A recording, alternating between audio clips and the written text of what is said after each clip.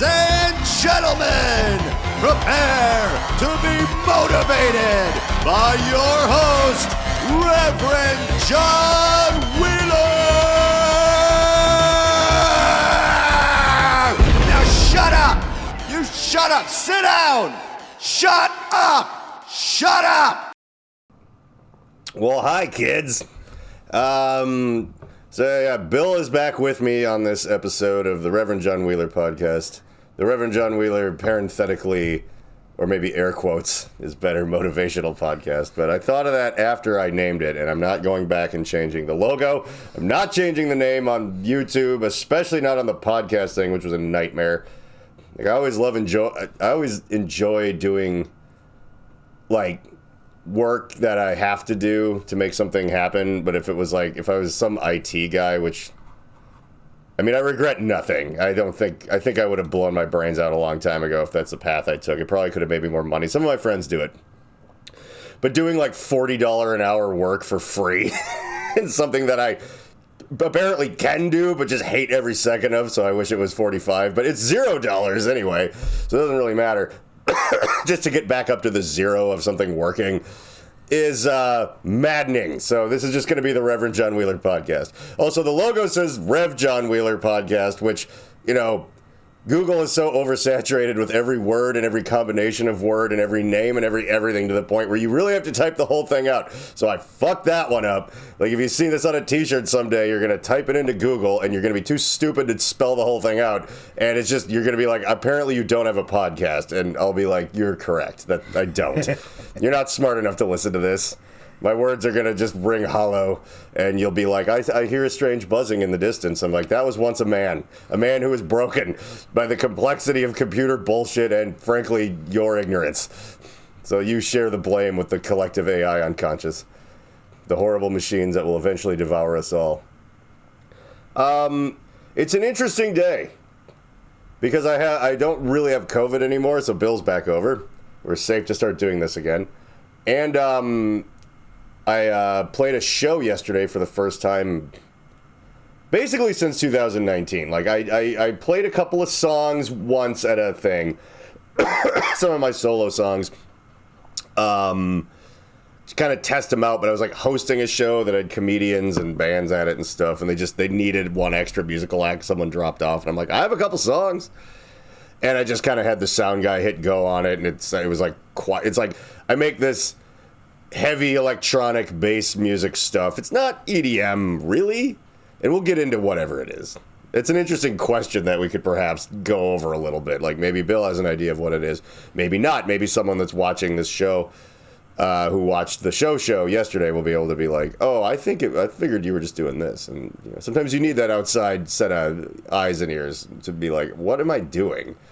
I'm putting art out into the world. I have no idea. Like, I'm marinating in it by myself in this psychotic echo chamber of I have like every means of producing video and music known to mankind, and I just sit in it by myself doing whatever I feel like. And I mean, historically, for the human race, that does not yield good results. That you either have to be Richard D. James from Aphex Twin or Nikola Tesla to just sit there staring in the sun with all your machines, and what comes out the other end is actually usable to anybody. And dare I elevate myself to the platform of those great men? Sounds like I just did, because everyone liked what I was doing, which means I'm better than Nikola Tesla at making things. So how about that? And, you know, I'm excited for the government to find out and kill me, so I don't have to do it. No, I'm doing that fake suicidal thing, which I'm sure is like a hate crime, because there's like people who are really suicidal, so but I do commit a lot of crime, and I hate a lot of people. I just try never to put them together, frankly. And the accusation that nobody just made right now insults me. I got to keep them separated. Alexis discovered these pills, which, by the way, every good story starts with that. Hopefully your wife or friend is named Alexis. Maybe it's a dude named Alexis. Our friend Anna in bed knew someone they had to refer to as Dude Alexis because my girlfriend, before she was my wife, was Alexis. So they had to be like Dude Alexis. And it's kind of like, and he was like, I think he was a real piece of shit from what I remember. He was some punk house, drug gross out man. and whatever. But he would have probably had interesting pills. So the story would work if you're friends with that guy too. But it's like having a cat named Bob, so now your friend has to be named Human Bob. And it would offend Human Bob, but I don't know. Being called Human John is... Like, if I was at Power Man 5000, Human John would probably be my stage name. We're being real honest with ourselves. And boy, you better know who that is. And I'm guessing if you're one of the now 11 or 12 people that... Actually, there's a few episodes, not even on YouTube, which I know is people clicking on it for 1 second, clicking off. No. The numbers on the podcast don't lie. And there's some of them that have like 28 listens, if you go through them. Like the Mid-Journey one. That actually or that might have like 32. And again, that's a lot when I'm impressed by 7, okay? Like the original one's got 3, and those are for like 2 of those are me and Bill, and then probably me listening to it on a different thing. That's that's probably what those were. But I've spoken to people like in person that are like, I like your podcast, so hello. Now I have to try, thank you. This was so much easier when I was screaming pointlessly into the void, but now that void is you. Is that really our most popular one? No, not ever. The first one, the Kratom one, I think probably just because of search terms, actually has like a lot of listens. And I think people I tell about it, like idiots, start from the beginning, which, by the way, that is not... Like, real podcasts are like, don't do that. We don't listen to continuity here. Well, yeah, it doesn't... You can go forwards, backwards, or completely just roll a bunch of Dungeons and Dragons die and then just do whatever that tells you. That's fine, too. But, point being that... Even awesome podcasts, the people on it, like famous ones like My Brother and Me or something, they're like, please, for the love of God, start from the newest one and just work your way back. And once they start being terrible, stop listening. Like, just do that. And there's so many, you probably won't even get that far because new ones will come out faster than you'll ever have to be in your car. And then, I took that advice to heart. I'm like, okay, like, that's fair.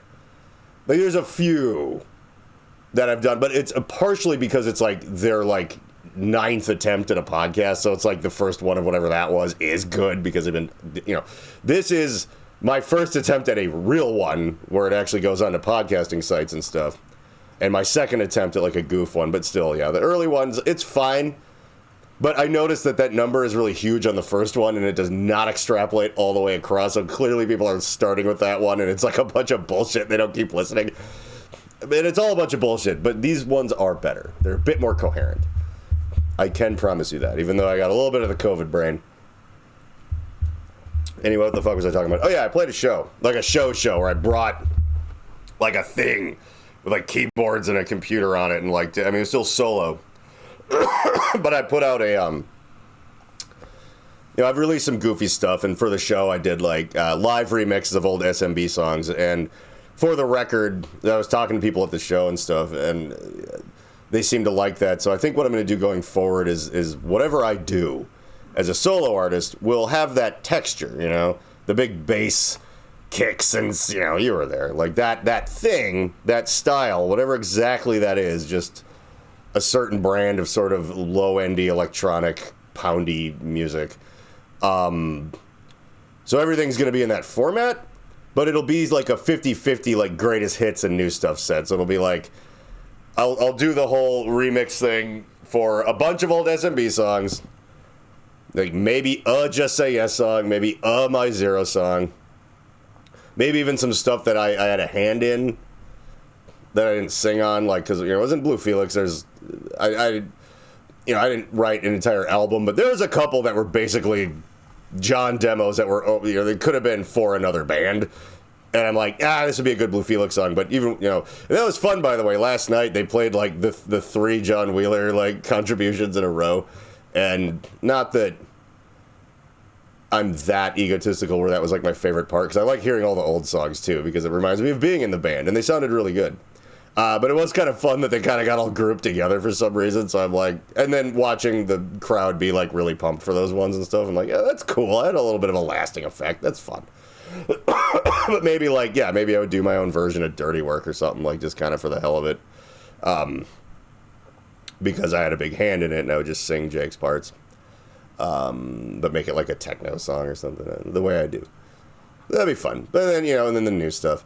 And speaking of new stuff, I put out this thing called Black Moon Rising, and this is I made a really complicated video for it that I was that video was like helping me learn. Like I was scrapping old parts of it. I got like a new computer and then got rid of everything that I had done on my old laptop because I realized I could make it look a lot better now that I didn't have to worry about bumping into the headroom of what it could actually, crank out.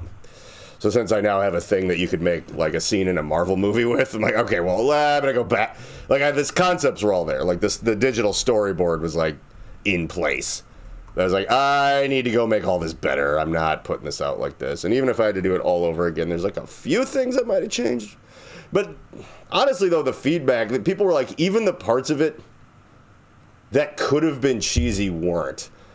And that was like my favorite compliment. Where like they're like, there's parts that like if you hadn't have made it like a weird jittery silent movie, you might have been able to see the edges, but it perfectly fit with the style of what you were doing, so it didn't come across as weird or bad. Like I posted it into like a After Effects Reddit group, and they got like praise on Reddit where no one likes anything. People were like, I can find nothing. I mean, I see what you're doing, and it's perfectly that. This is actually really. Someone gave me like a silver award. I don't even know what that is. But everyone were like, I actually really like this. This was a song you too. It was kind of cool. Like Jesus Christ, no one likes anything on this website. Especially not like a technical part of it, which is the useful part of Reddit.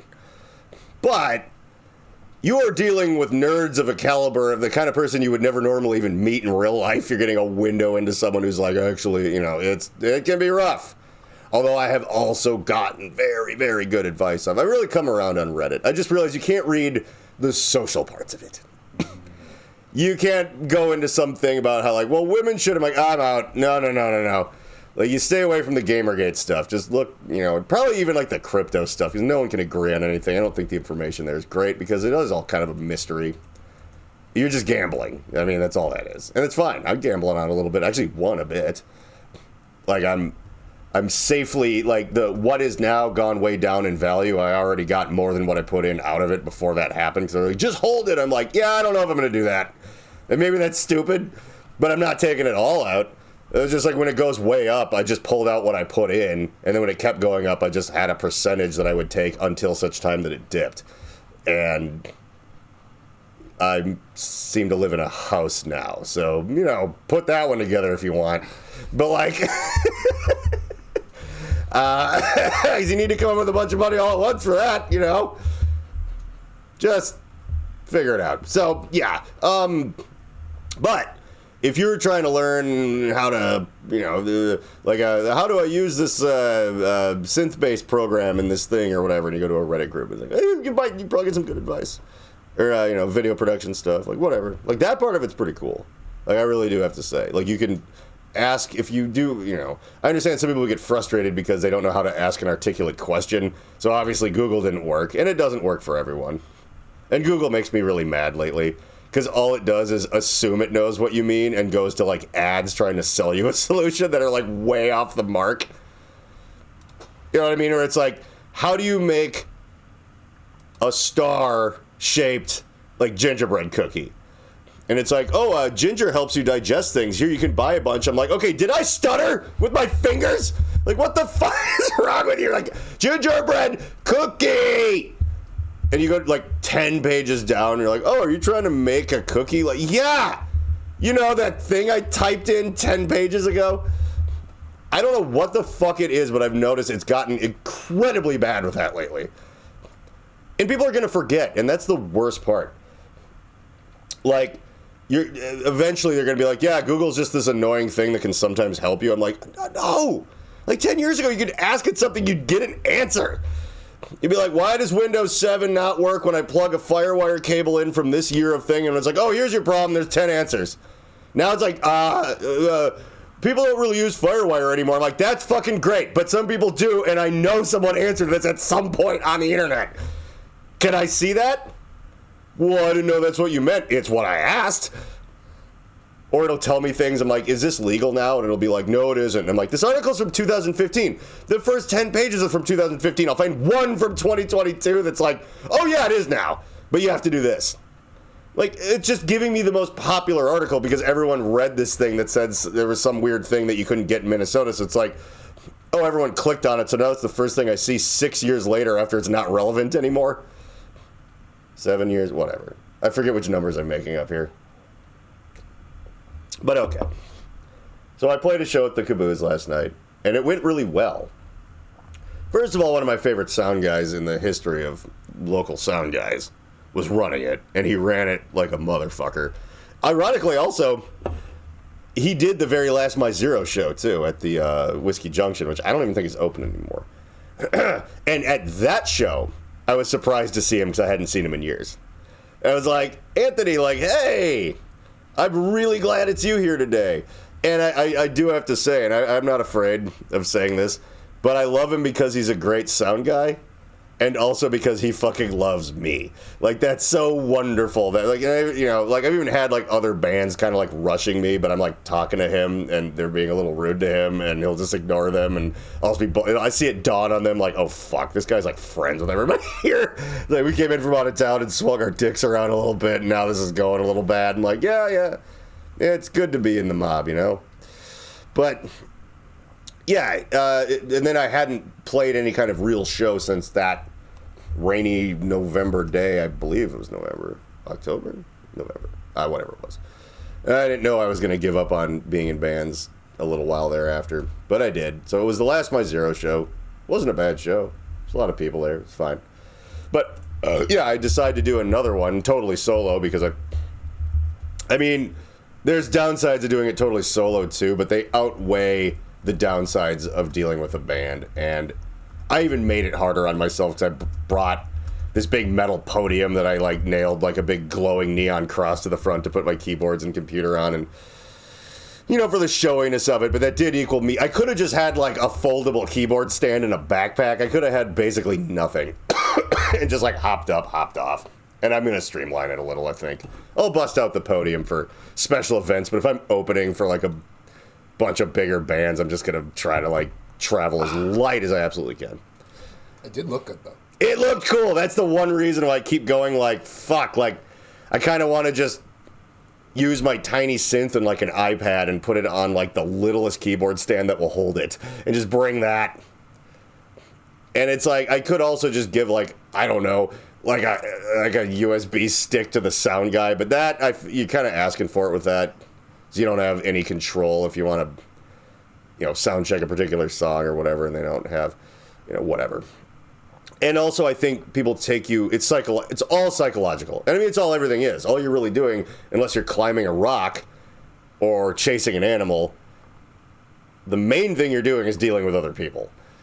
And people have brains and stuff, so you have to, you know, attack it from that standpoint of knowledge. And so if you have, like, a sound guy, you're like, well, I have this big rig up here, because I'm like, you know, I'm not really, but it's like I'm an EDM thing, kind of. So like, oh, you got to turn the bass up. I'm like, yeah, you don't just leave it like weird background music while I do slam poetry. That's not how this is supposed to feel.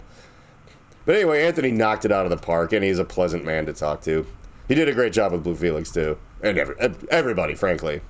That Joe and the Mechanics band was really good. I was also pleasantly surprised that I didn't really know much about that band, but it's like I kind of know some of the guys in it, or they kind of know who I am. And then for sure, their bass player, Zachy, is an actual old friend that I've gone on, like, adventures with. Like, he was there when my friend Dan Rao's wife wanted to, they kind of moved to Denver for his work, and she wanted to give him a birthday surprise by having all his, he'd been working a lot, and they've been having kids, so she wanted to give him a little birthday surprise by having all his scumbag friends fly out and just hang out with him. So it was like me, David Murder, Bobby Kelton, Danny, two of the different Dannys, Mo, and Zachy. And Zachy was there, and he's this really tall kid. He kind of looks like if they cast Hayden Christensen to be Shaggy in like a Scooby-Doo movie. Like, that's kind of his look. And he was the one. I have all these stories about him. He, which of course I went over with him, which I have to. But like, we landed, we went right into like a legal weed place, and he bought like 100 milligram liquid drink of some kind and just slammed it in the parking lot. And like the cute hippie girls that worked there like ran outside because they saw, like, you just drink that whole thing, like, he'll be fine. And he was. He's like fucking Joey Diaz. Like, I've never seen someone eat that much weed and be like, fucked up, but fine. Like, it just barely phases him. Like, if I took 5 milligrams of, like, the Delta 9 legal thing, and I was like, this was a mistake. I should have cut this in half. 5! I should have cut in half. Or quarters. It's just a little nip. Because I can smoke, and it's okay, but I can't sit there smoking like it's an activity either. I'm like I'll, like, short inhale this one hitter before we go into TJ Maxx, and it'll be, like, a little bit more fun looking for pants. Like, that's what I can handle with weed. And mostly I do it before I kind of go to bed. Because I'm a sleepy time weed boy. I did not play that song yesterday. I should point out that I only played my serious songs. I mean, serious as serious does, I guess. But, yeah, like all the goofy stuff I kind of just made for TikTok. Like Sleepy Time Weed Boy or You're Never Gonna Be a Billionaire or my Fed Smoker song, which, I don't know, I almost would do that one. That one's kind of awesome, but... no, I just did the real stuff. I did Tetris, I did Opinionation. In the future, I'll probably do things like Wonder Chosen and ZYQ9 and just the stuff that lends itself to like a punchy, but you've heard most of that record that those ones are from. And, people like them because they first heard them when they were kids, but you listen to it like as an adult, like recently, and you're like, oh, I kind of like this. I'm like, okay, so they're worth preserving. That's what that tells me. And they're fun to play. And I really love playing them in, maybe some shade to a bunch of people, to be fair. But, I like playing them as like a solo electric, because there's no free radicals in it. It's just the main bass line people remember, the main kick part that people remember, like all the keyboards I added in, and some of them too, like I EDM-ified. So a part that normally would have been this, like, scramble of, like, weird guitar noises, actually, it kind of cuts out. And I just put the one keyboard part from that part in there, and it kind of is like a slow fade build, and then, the drums kick back in, instead of just being this constant freight train. And I was worried that maybe the people were like, I love the constant freight train of that all those songs were, with me singing too fast and not giving myself any room to breathe, or whatever. They're a little bit slowed down and eased off on, like, a tiny bit. And everyone that did show up specifically to see me do that, which there were a surprising number of people, and thank you all, were like, that was dope. So I'm like, okay, so all it has to be is a version of it where it just has the parts that you recall jacked up and kicking you in the dick, and everyone will have fun. So that was also a good thing to learn, because I had no idea. I really did. It's like, yeah, but I kind of like it as like a punk song better. It's like, nope, everyone was fine with Tetris as like a Russian hard bass song. And, I mean, honestly, it lends itself to that so perfectly. How could you be mad? That one did sound really good last night. That was fun. That was a hype. I think that's one that I might always do. Just because also having the old Soviet national anthem just blaring overly loud before it starts is like a little joy of mine. While I scream at everyone that I wrote these lyrics 20 years ago, and they're so... It sounds like a joke now. It's like if I wrote that song now, I'd be like, yeah, it's a little on the nose. We all know what's going on, man. I'm like, yeah, I don't think you understand. I wrote these in like 2002, like with barely an internet. And I was like, this is what's happening, and, whatever. Look how far we've come. And the direction we've come far in is down, but, that's fine. Yeah, I was just screaming about, like, the bottomless mimosas have run dry, and the buffet lines are closed, you fucking pigs. Like, blah, blah, blah. I was just being a maniac to the crowd. But everyone liked it. Like, I thought people were going to go outside and smoke halfway through, and more people kept coming in. I don't know. It's hard. It's like I'm beside myself because I'm not used to praise. I'm only used to people being like, yeah, it's all right, man, but like, blah, blah, blah, blah, blah. Like, no, the song I just released and the show I just played was not, like, when people are like, John must have a real ego on him, I'm like, I don't know where I would have gotten that since everyone's always just been like, I'm taking this guy down a peg. I'm going to be the first one. Yeah, you weren't the first one. Everyone did that. That's all I know. Is everyone being like, well, I didn't want your head to get too big, so this thing you worked really hard on, I had to remind you that, like, it's a bad ripoff of this other thing, and I could have done it better. Thank you. I'm just keeping you grounded. I'm like, yeah, I'm in the ground, because everyone does that. Yeah, but you think you're pretty hot shit. It's like, I do not know where I would have gotten that idea. No one told me I was special when I was little, and no one told me that when I was doing things that lots of people bought and wore t-shirts of, but... Where am I going? Nowhere positive. And it is fine. Because honestly, though, when you're young, there's other young bands, and SMB actually did good, so people got mad. And they're like, you're not even being serious, and you get all these opportunities. I'm like, yeah, occasionally people that can't afford to buy onto them like you, who are doing something kind of fun, get to do something. I'm so sorry. For free, which is what we could afford. But yeah, it just went really good. And I don't want to, like, harp on that too much. Oh, right. I got completely off from Alexis found these weird pills that are made mostly out of oats. They're like some kind of bizarre Amazon Whole Foods supplement that are supposed to be sort of an anti-anxiety thing. And they affect me a little. I was telling Bill right before we started that I'm a lightweight with real drugs. I should point that out. I mean, I can drink, but that's because I drink fairly regularly, as you may, so it's like, yeah, it doesn't hit me. And I'm a big guy. It doesn't hit me that hard. But yeah, a little bit of weed, more than enough. Like, if someone gives me half of an Adderall, like, I'm good. I'm good to go, baby. Like, stuff that actually does stuff works on me really good. Give me some mushrooms. I'll be talking to God. Like, it's a thing.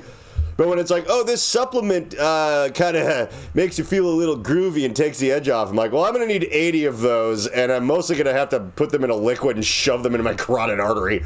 But these ones, one mixed with a little booze makes me feel drunker than I was about to be, which is kind of impressive. It made Bill feel really drunk.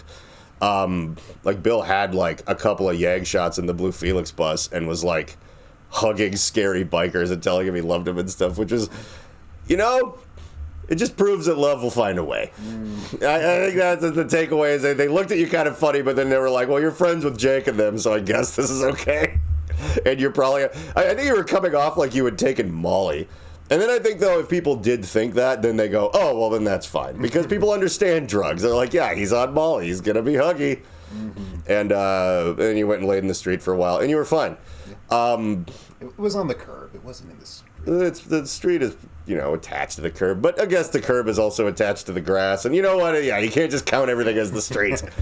The curb bone's connected to the yard bone. The yard bone's connected to the inside bone. So sleeping in the yard really isn't that weird. It's kind of like sleeping in the house. That'll be a song. No, it won't, because it already is one. What else could I do? But yeah. So, but I'm like jealous of Alexis because she can take one of those chill pills and it hits her like a drug. Like I made her a Bahama Mama. She's had like one drink today, but she was like, "Hey man, like I really like the way you're playing the piano right now," and she normally does, but she does not normally say it like that. Like, she normally just very calmly and frankly goes, like, I like when you play the piano, sir. And I'm like, well, I shall play it some more for you then, madam. It's a little agreement we have. But she was kind of like, oh, this sounds so good. I'm like, wow, you're fucked. Maybe if I take 2 of them. But then I start getting to that thing where it's like, well, maybe if I take the whole bottle, I'll feel like a little something. There's a little brain wiggle. It's a lot of oats and chamomile. It is, but yet it has a profound effect on the human condition, which is wonderful. Maybe it's one of those new... Because remember, there was a time when you could get like those fly agaric mushrooms from like a head shop, or like weird, condensed versions of salvia that were actually hallucinogenic, or you could order DMT just off the regular internet because just nobody knew what it was. And just fucking go to the Joe Rogan fucking eyeball universe, like, for a few minutes. And then they were like, oh shit, you can't have this. So is this perhaps that?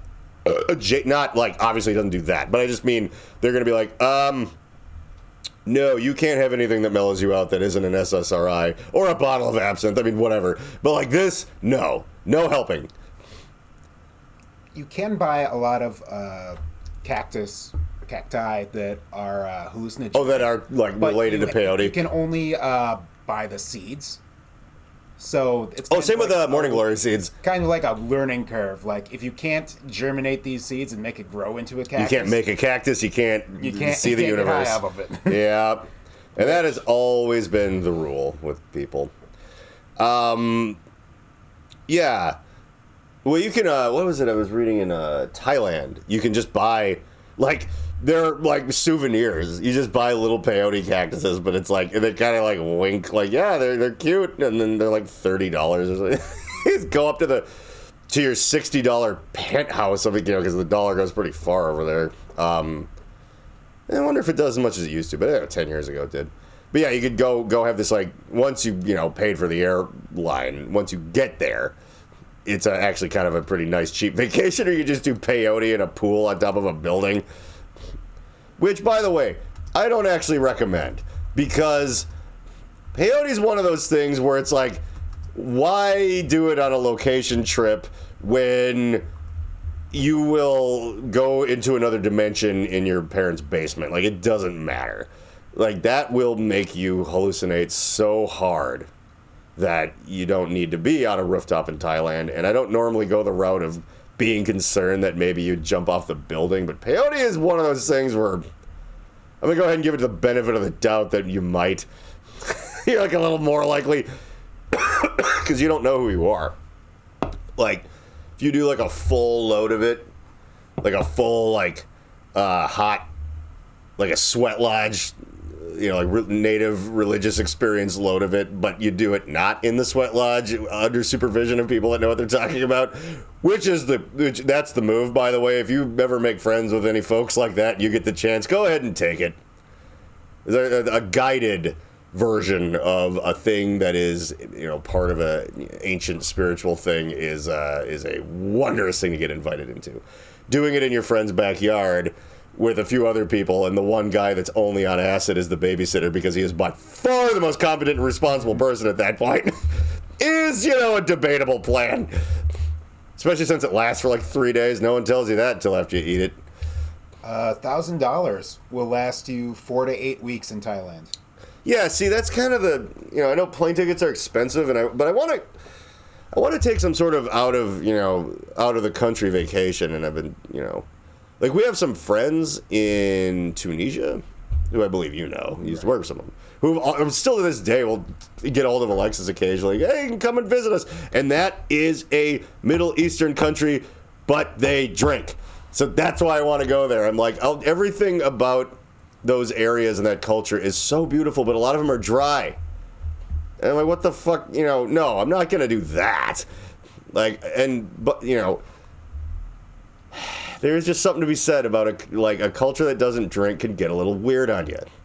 But the one that does, that's the inviting, friendly version of anything. It's like if you go to Osaka, Japan, like that's what you do there. Like, people will be pouring booze down your throat in the street. It's like a party. It's just culturally a piece of the thing. And guess what? It's one of the funnest places on the entire planet to go to. Like, you will not make a mistake by going there with plans to kind of just make friends with strangers and party. Like, you could pretend you're Anthony Bourdain there easier than you could anywhere else on Earth, basically.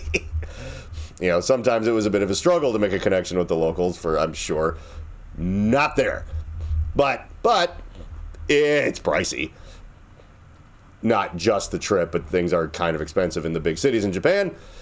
But apparently in the big city in Thailand, yeah, you can stretch it pretty far. We're going to be looking up Tunisia. God, that's a long plane ride, though. Like, I just went to Vegas a while ago, and I fucking forgot. It's like 3 hours is, like, a lot for me. I think it was 2.5 on the way back. We had a tailwind, but it was like 4 on the way out or something. It was, like, extra long. We were, like, fighting the wind or something. There's also routes. I always assume the airplane just flies directly to where it's going every time, but it's like there's other airplanes. You, like, can't do that. There's also airspace you can't fly over. They have to, like, travel around in these sort of imaginary lanes in the sky. So that is the case. That sometimes when you go somewhere, the trip back is completely different. Even though you're like, why? It's like, well, you gotta watch where you're going. There's other airplanes about. But speaking of travel, Bill lost his driver's license because of a DUI. And you get those, as you do, and we've gone over that before, and it's we all know about that. But Minnesota, it's DWI. Oh, it's DWI. I guess, you could call it a Dewey either way. Right. And that's like an old piece of shit, guy. Like, I got a couple of Deweys, fucking kids. Fucking bitch, ex-wife won't let me see him because I got the Dewey. I can't go into Canada for fucking had this construction job lined up. Yeah. You get DW and DU, Dewey. The Dewey Decimal System. I barely talk to anyone at my work, but I know of 6 people that have them at my work. It is, two things are astonishing. That I don't have one, and that you just got one finally. And honestly, Bill's a good drunk driver, but the problem is he's a bad sober driver because he speeds all the time, and that's the only reason he got caught. I mean, since the pandemic, you can pretty much speed all the time. I know. They've been getting a little weird about it, though. Yeah, they cracked down on that this year, really bad. I guess you just got caught in the crossfire of the tides of history, my friend. Yeah. That does happen. But, whenever God closes a door, he opens a dress, in the words of Roger Sterling. And so now Bill has to take the bus here. And because he doesn't live too far from a bus route in the south side, and where I am, there is actually a couple streets over on the other side of a park we live by. There is completely bus stops and things. So, it's a possible thing for Bill to take the bus.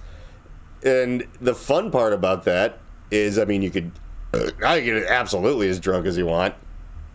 And since you look like a school shooter, that plus stumbling around a little equals no one's going to bother you. And then the more important feature that is positive to that whole thing is that now we have Bill's bus time stories. I didn't make a thing for it. Wouldn't that have been great if it was a little animated, a mid-episode animation? You know what? I'm going to do that. I have a lot to do. I have to do stand-up comedy tomorrow, and I'm on the neighborhood association board, and it's a bunch of bullshit. But yeah, I will make that. All right? What is it going to be? Just a little animation of me running after a bus? Or yeah, I was going to aim... it's funny. It's as easy for me to make, an ugly, shitty Conan O'Brien Sesame Street goof thing as it would be to make, a 3-dimensional Star Wars.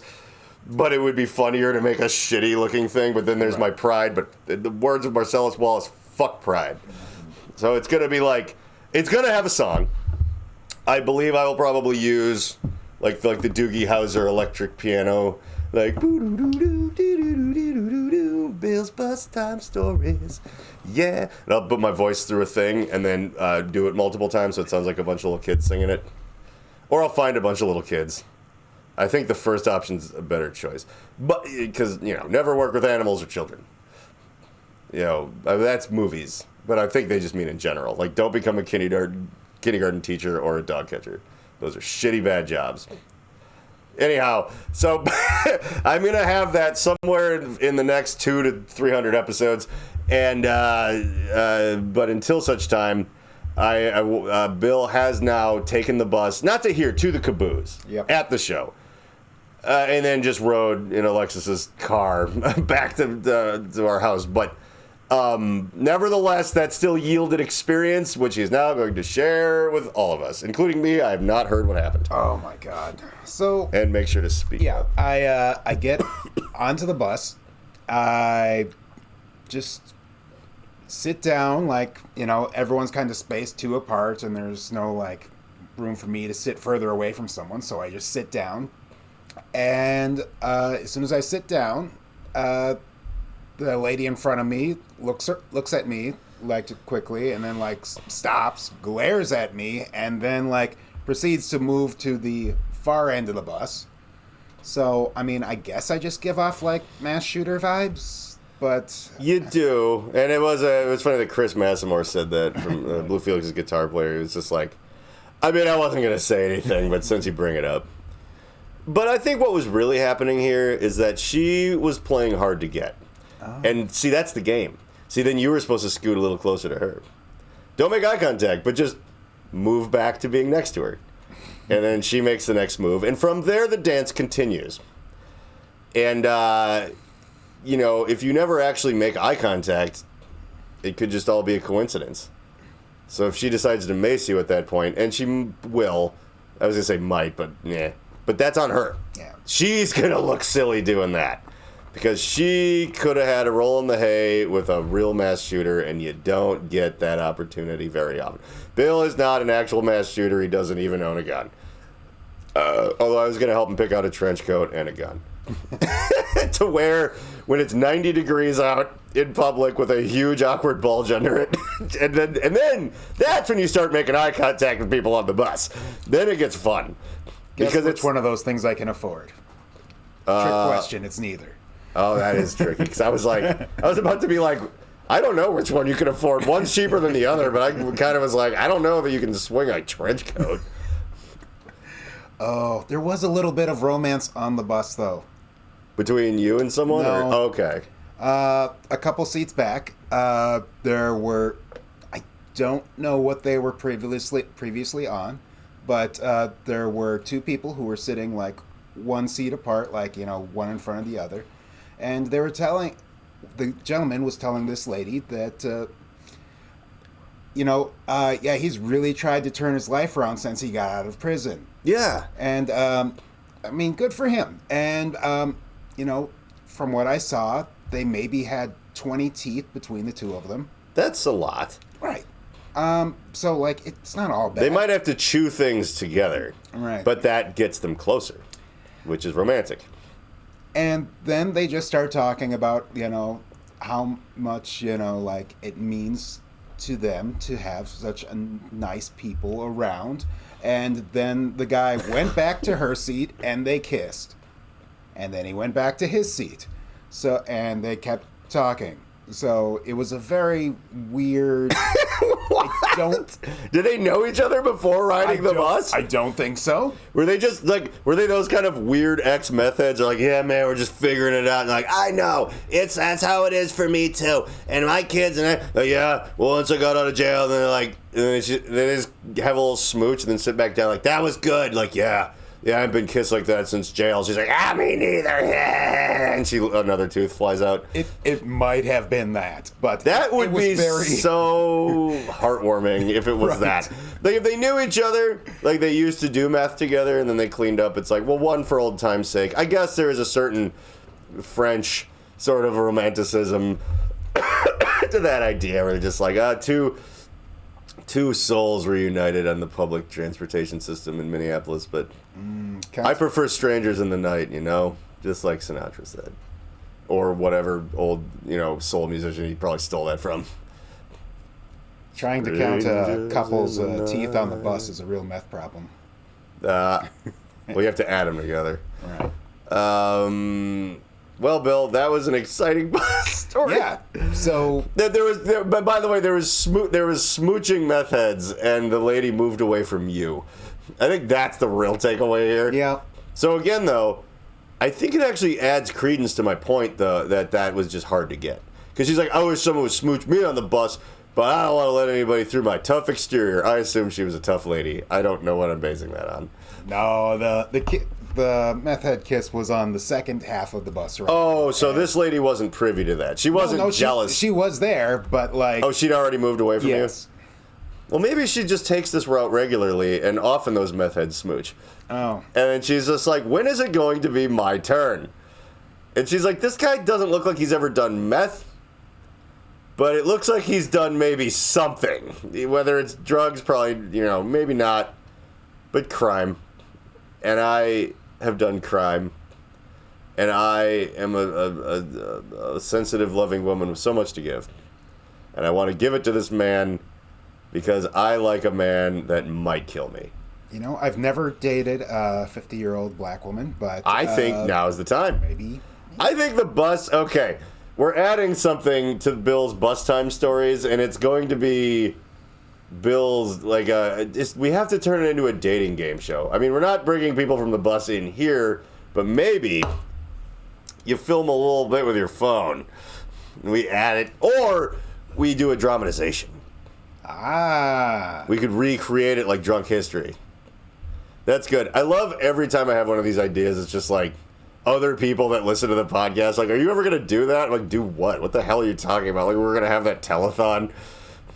And I only remembered that just now out of nowhere because I'm reminiscing all of our fucking ideas that if we had, if if there was any money in this, let me just say this.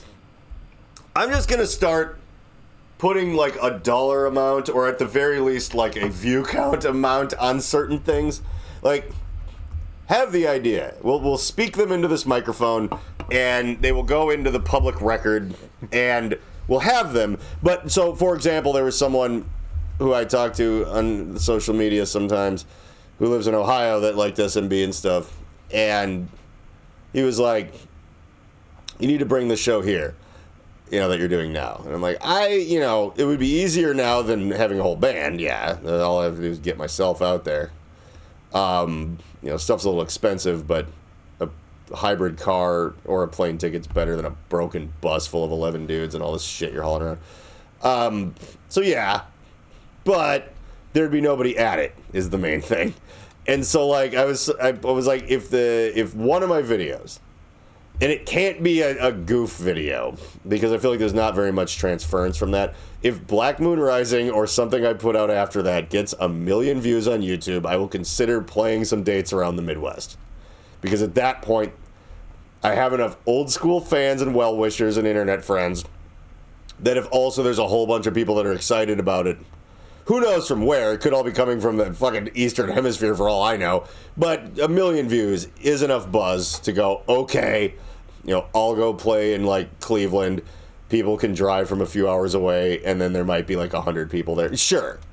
And not one guy was going to come and his kid got sick, so he couldn't.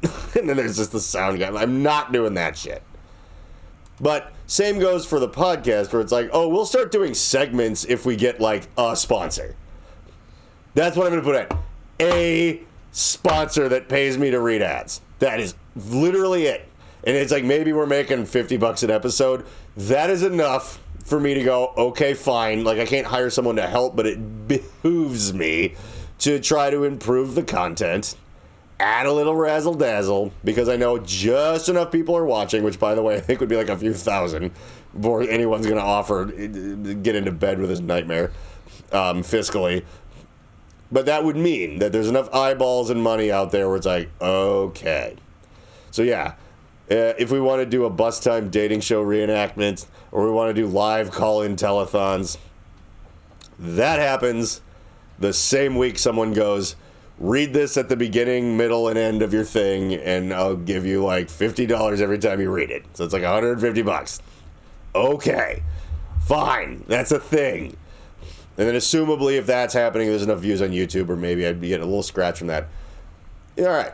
And we put the little special segments on YouTube, and we got a ball game. I mean, yeah, that's how this works. But I do get a lot of ideas from people where I'm like, I don't hate that you're giving me an idea or have a suggestion for me, but you do understand it gets fun. Yeah, I think we're up to 61 views on that. 67 on the Black Moon Rising. All right. So only basically 1 million to go. 1 million minus 67. It's more views than the other things I've done have gotten in a shorter amount of time. But, like, cool, hot 19-year-olds that make, like, pop songs and stuff get hundreds of thousands in, like, a day, so 67's not that. Look. But if it gets to 1 million... That's only 999,933 views. Never tell me the odds, 3PO. I'm aware. We can make this happen. Okay, that's fine. That's all I'm saying. And I was maybe going to pay for a little bit of promotion on there. I would hope that it would get in front of real eyes and not just like Russian bots. And it's like, I don't even know if anything can guarantee me that.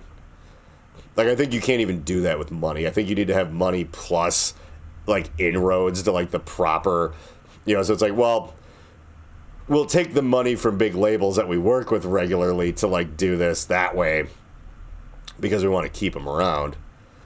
It's like, oh, we'll take your thousands of dollars and just, like, auto-generate a bunch of comments. I was like, oh, look at all the views it has. So you can, like, lie to some management company or something.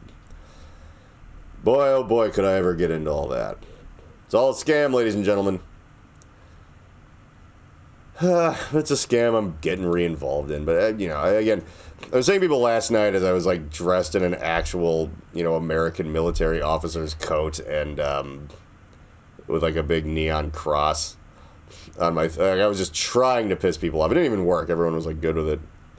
But, I was saying to someone that I do my best work now that I have ceased to care about whether or not my career goes anywhere. Because I know it's impossible. I haven't just ceased to care for no reason. I'm just like, oh, burning bridges and doing things that are totally insane would be just the same as doing everything right, as far as what the end results of anything is. Now, going out of my way to be a dick, I don't want to do that. But I want to do whatever I feel like doing, and I'm not going to not do it just because it's like, oh, I don't know, people might. I'm like, yeah, people might. People might not show up. That's all they ever do anyway. So what do I care? Shit. I was going to talk a little bit about comedy tomorrow. I guess I got 10 minutes. Yeah. So, it won't be tomorrow. It'll be later today if you actually listen to this at 7 in the morning when it comes out. And maybe you do on your way to work. And maybe you have some sort of warehousey job or something where you can listen to stuff all day. So, I don't know. So, I'll say later today. But I have to do 5 minutes of political humor, as is the theme of the show. And one of the things I'm doing is I got to deconstruct, which I feel like I'm going to have too much going on and run out of time. But like I have one good COVID joke, I think. So, you know, there's not much to say about that because I got it so late in the game. I feel like I got left back a grade. Like, hey, I have some views about this. No one cares. But it's kind of it's a good goof. And then, like, I have a joke about legalizing prostitution that I think is kind of funny. Or at least maybe very offensive. I mean, if you pick it apart, there's nothing wrong with it, which is the best kind of comedy.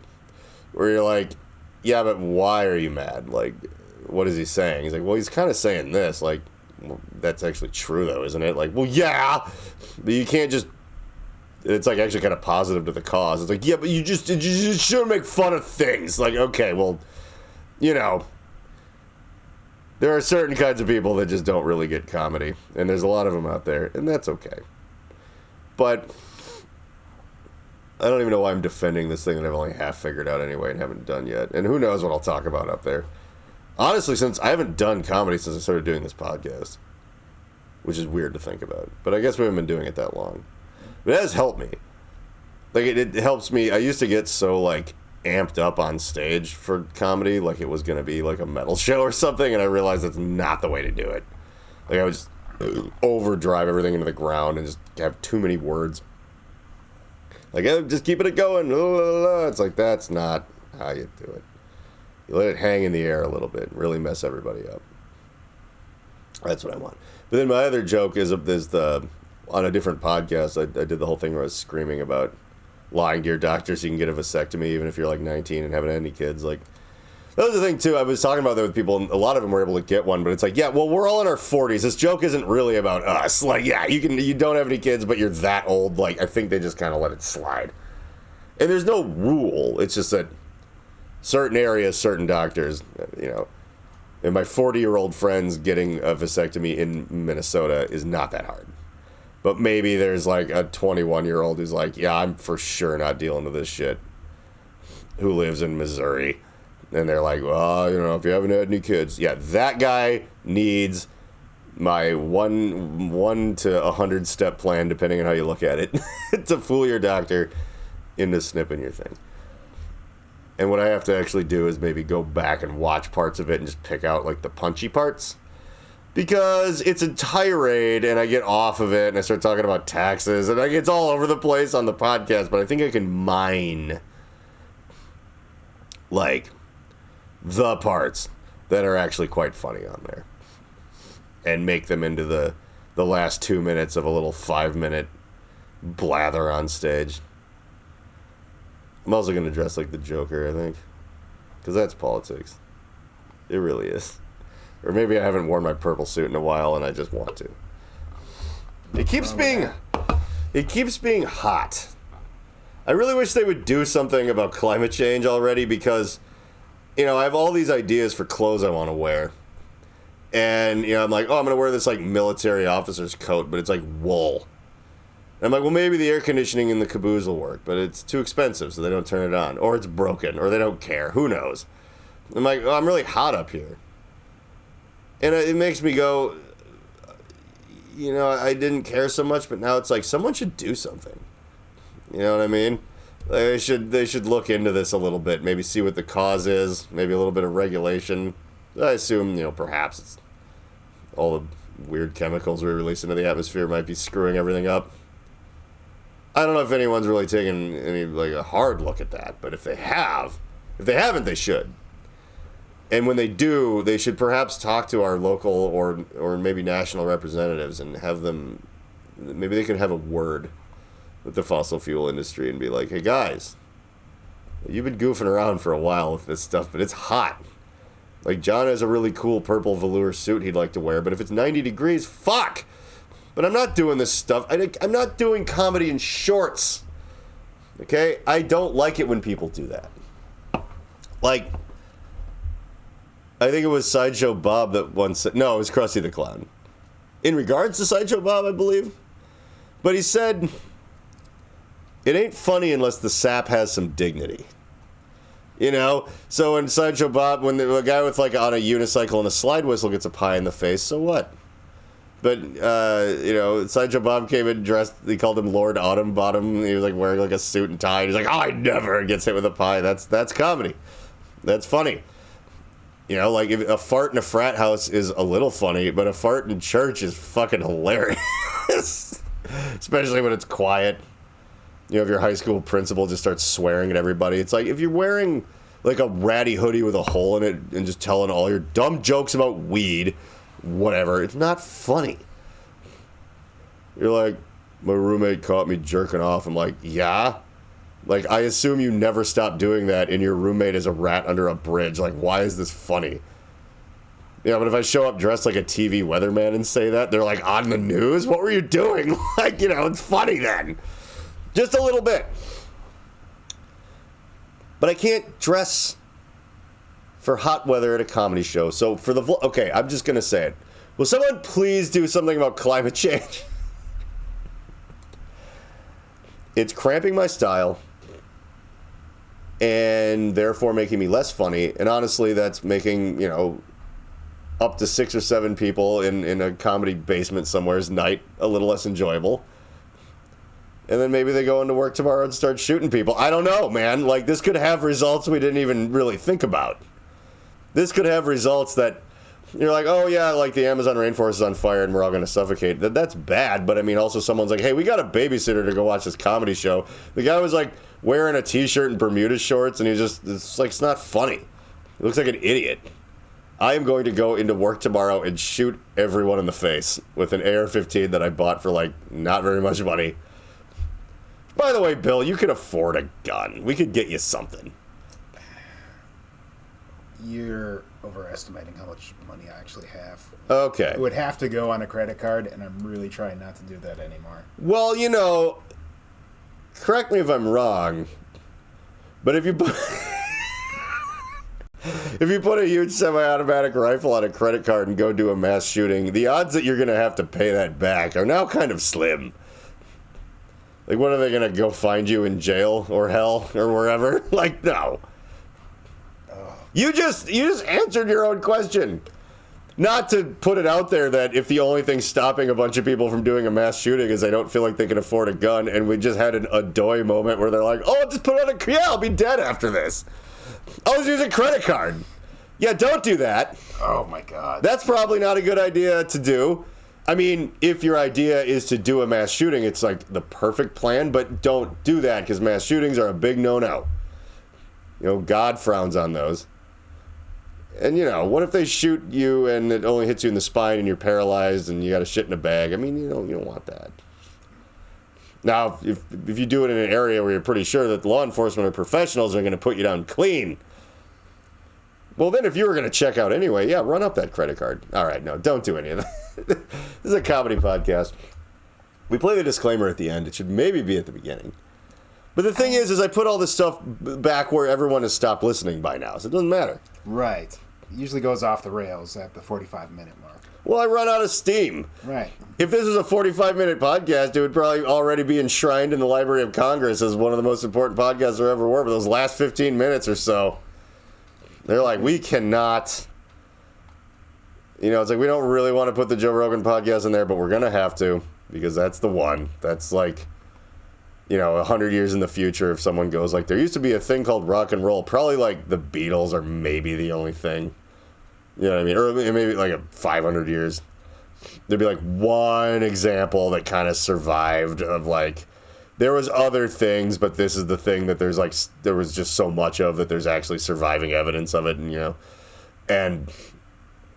You know, it was going to be this podcast when 500 years in the future they go back and talk about podcasts. But yeah, I do say some shit towards the end, so, you know. Oh my God. It'll be Rogan. The Poop Lady Hoarders is up to 2.2 thousand. Yeah. Well, yet again, in the eyes of history, when this YouTube channel goes away, the only thing anyone will ever really remember